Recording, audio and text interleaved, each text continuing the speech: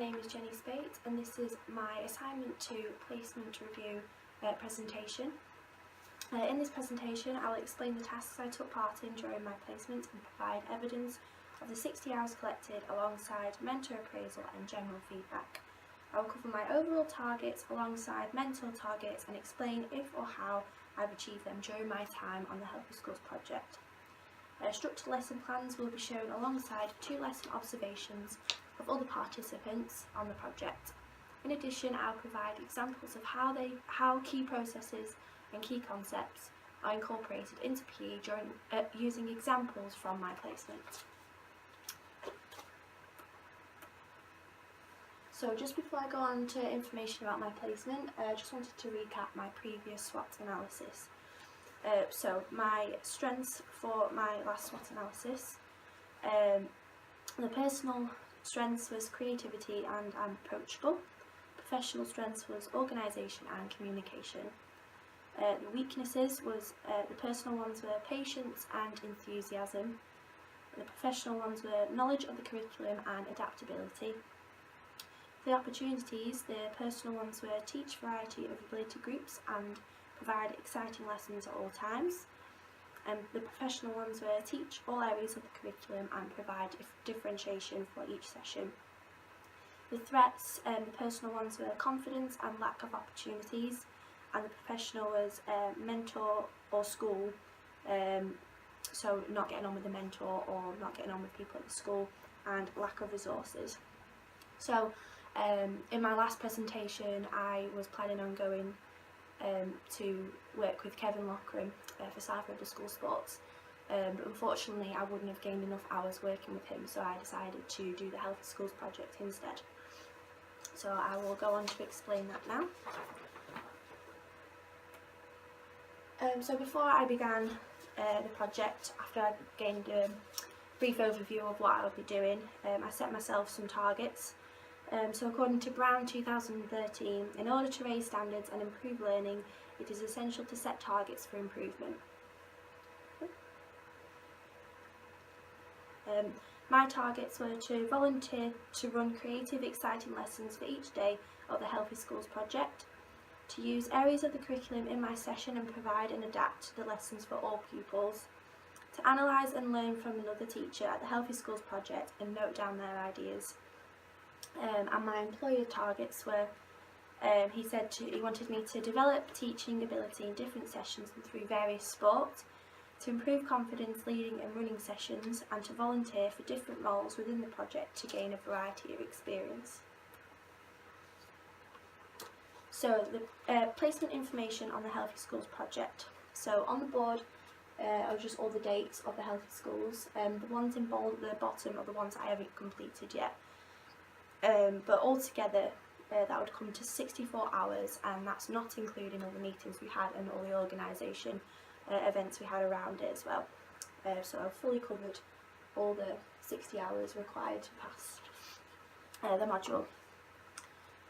So my overview of tasks during my placement. So my main roles to support and supervise at all events, run structured lesson plans that are sports specific, required by the school, so the schools picked which sports that they wanted us to run, for example hockey, frisbee or cricket.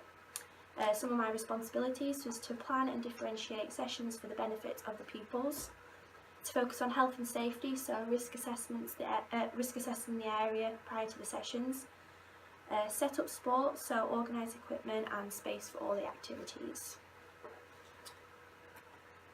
So during my time on my placement I kept a diary of each day, and in that diary I obviously said what the date of the event, where it was at, what school we were working with, the activities we focused on, the teaching styles, what went well, and some improvements.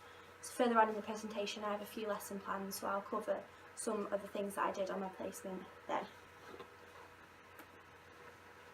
So here is just some evidence of the Healthy Schools project that I've collected from the Sports Studies Twitter page. On the left is all of us gathered round having a discussion before Priory took part in some of our events, and on the right me and Stuart ran a hockey session, and unfortunately I wasn't in any of the pictures, but that's Stuart running our session. So moving on to my lesson plans. According to Bailey and Nunnan 1996, a lesson plan is like a roadmap which describes where the teacher wants to go in the lesson. Not only this, planning each lesson is important to provide direction for each pupil's learning. So this is my first lesson plan. This focused on hockey, which was the picture that I've just shown you.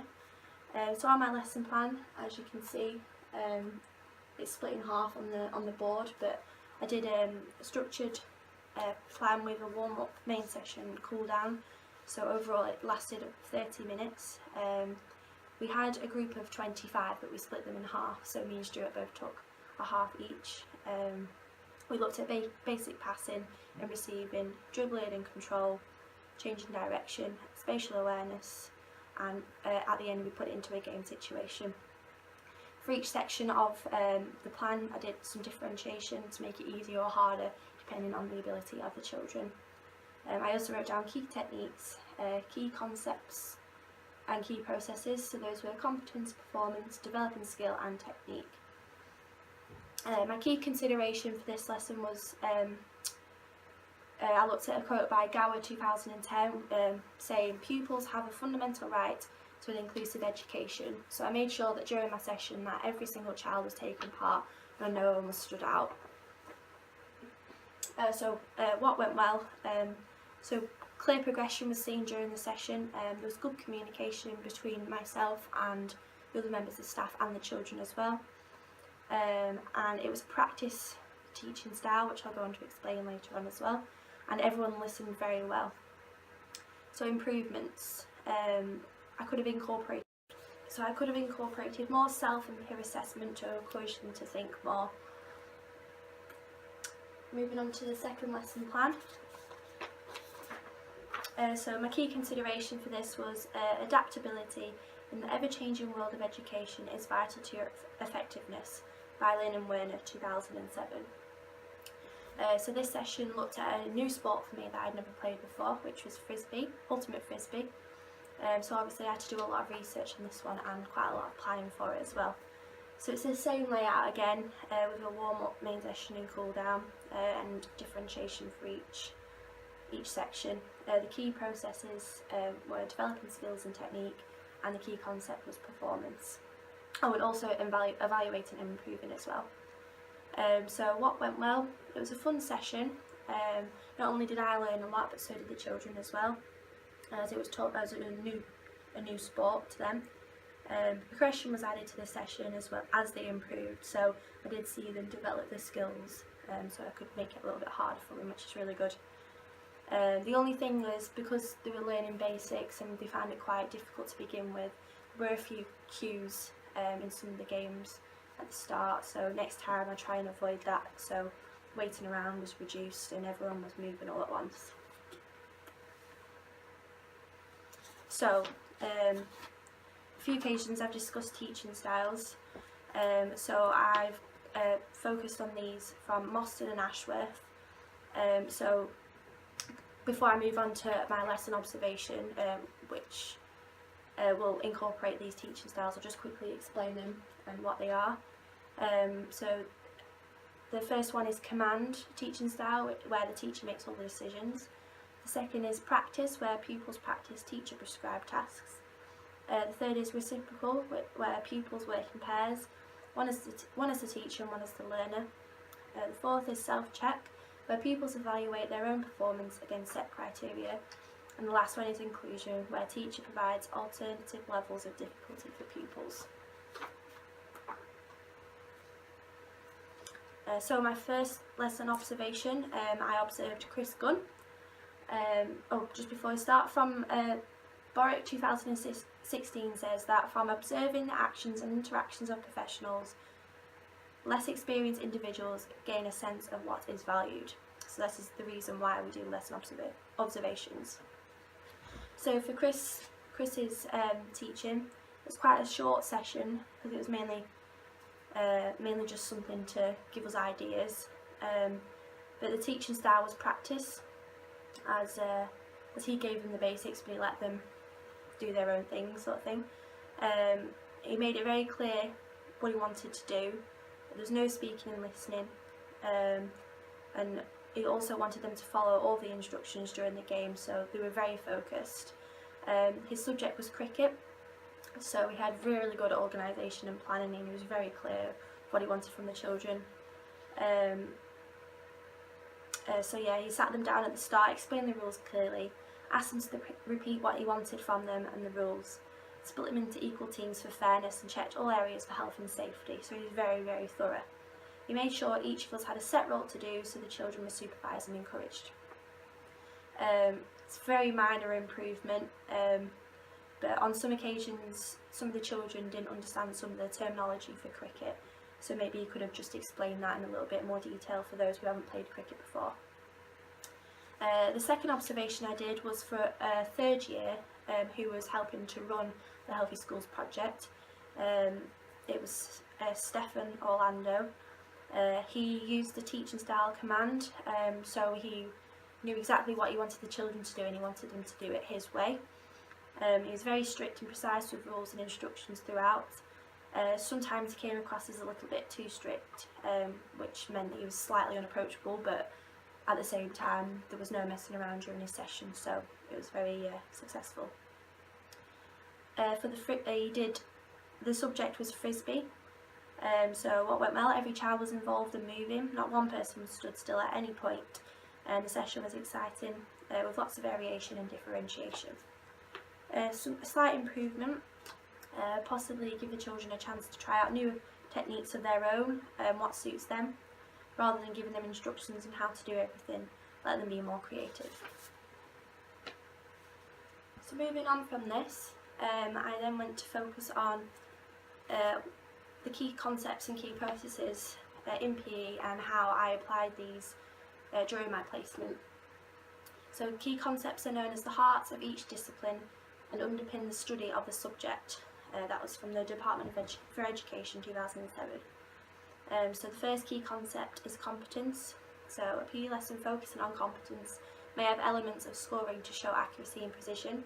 For example, in athletics, they may measure the long jump scores and compare it to national averages, showing how competent they are in specific movement.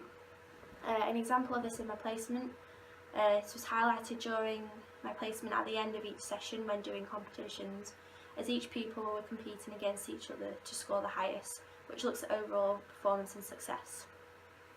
That moves on very closely to the second key concept of performance. A PE lesson focusing on performance could be along the lines of pupils performing a full dance and seeing how well they can complete the entire dance and to what level. So this was shown in my placement during exercises such as relay races, as it was clear that the aim of the relay was to perform the activity as well and as quickly as possible in order to become first place. So moving on from this, creativity is the third key concept. A PE lesson involving creativity could be the teacher asking them to use their own ideas. For example, the teacher could say, think of a new type of ball game and teach it to a group of 10. This was shown on day one of my placement, as created various ways children could all be challenged to complete relay races with the equipment at the school, and also gave them the opportunity to put their ideas forward. So we said, what would you rather go on to football, what sort of sport would you like to go on to, and things like that. The last one is healthy active lifestyle.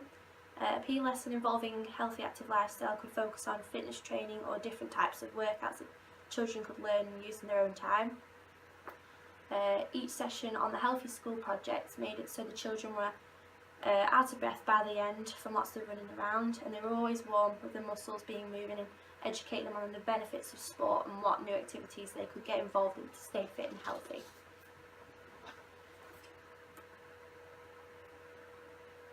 Going on to key processes, the first one is developing skill and technique. So in PE, to look at specific sports and giving the pupils a chance to work on certain skills. In my placement, this was developed in hockey and frisbee sessions that I ran. Looked at passing and receiving and catching in both sports, which is learning new skills and techniques. Second one is decision making. So a PE lesson focusing on decision making involves the need to come up with tactics and techniques to overcome a situation. This could be used in lessons used in team games and games involving working against the clock, as it gives them a chance to work faster in a more efficient way. When moving into game situations, I've always asked the question, what are you going to do as a team to prevent them from scoring? Which generated answers like positioning, marking the player, or a space and communication. This meant they were making tactical and technical decisions. Third one is physical and mental capacity. A PE lesson can involve working on strength by doing different types of fitness training, but also may involve mentally challenging games to get the brain working as well as the body. For example, it could involve a gymnastics routine that involves holding a partner in an elevated position and other complex movements. This is both muscular and mental capabilities. During the cricket competition on my placement, not only is this working on physical capability, but also mental, as it's down to the pair to decide and communicate when to run and when to stand when fielding. The game is technical and involves a lot of thinking and deciding to be successful. The fourth key process is evaluating and improving. In a PE lesson, this may involve time aside from the lesson to review performance. For example, a teacher may ask what you feel like you're doing well and what. So evaluating and improving was shown in day one, as during some sessions I'd blow the whistle and ask what they needed to do differently to be successful, or what the correct technique was to refresh their memories. I also gave them feedback on performance and technique. The last one is making informed choices about a healthy active lifestyle. A PE lesson may incorporate information on a healthy diet or ways to keep the body healthy through exercise. It may also show what a balanced diet and exercise can do to the body and the benefit of this. During my placement, this was shown as I always encourage the children to remain active when back in school and after the event. Some people even said they'd like to take up hockey after my session. According to Association for PE, Physical Education, PE should provide the foundations for lifelong adherence to physical activity and healthy living. So moving on from this, I've highlighted here the teacher standards, and there's 3 circles on the areas that I feel like that I've covered during my placement. The first one is I promote good progress and outcomes by pupils. So I was always very encouraging, and I always saw progression and improvement during my sessions. Manage behaviour effectively to ensure a good and safe learning environment. I feel like I can work on this a bit more, but I do feel like my behaviour, like my management, has improved a lot, and I feel like I dealt with all the situations during my placement effectively. There were a few occasions where there was some disruptive behaviour, but I feel like I dealt with it the best I could, and I've learnt from it as well. And the third one I've circled is adapt teaching to respond to the strengths and needs of the pupils. So if I saw that a child was excelling in the sport, then I'd give them something else to do, something a little bit harder, and differentiate when I needed to.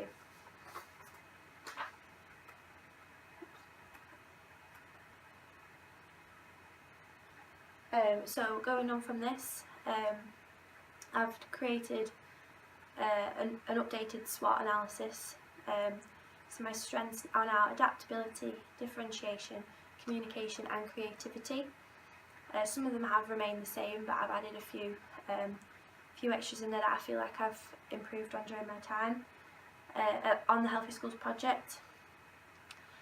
The weaknesses, possibly working on managing behaviour even more, still working on my patience and not just resulting to disciplinaries and things like that, and continue to work on my organisation and planning, so doing more lesson plans.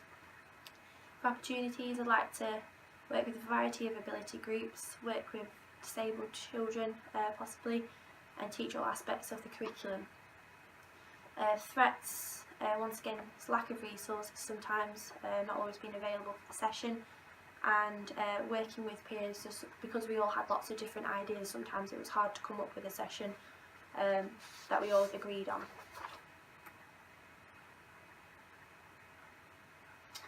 Just going back to this, this is my appraisal from my